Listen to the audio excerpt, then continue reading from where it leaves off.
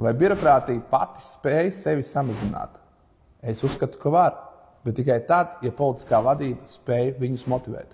Šobrīd Latvijā tiek meklēts laimes lācis, kāds mistisks uzņēmējs, Ilona Maskveidīgs, kurš atnāks un samazinās Latvijā birokrātiju, tostarp Rīgā. Mēs parādījām Mārtiņa Staķa laikā, ka birokrāti paši sevi arī spēja samazināt un kļūt daudz efektīvāki. Tie departamenti, kas paši atnāca pie mēra, parādīja, kā var samazināt darbinieku skaitu, kļūt efektīvāki, tikai tie dabūja algas pieaugumu. Lielisks piemērs bija, kas notika ar vairākiem pašvaldības uzņēmumiem.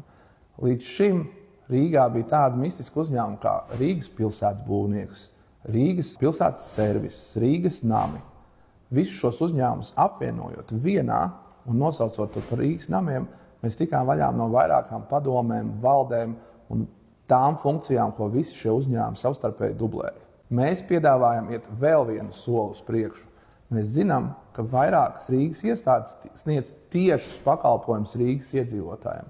Un rīdzinieki paši var novērtēt šo iestāžu darbu, sniegto pakalpojumu kvalitāti, klienta servisa kvalitāti.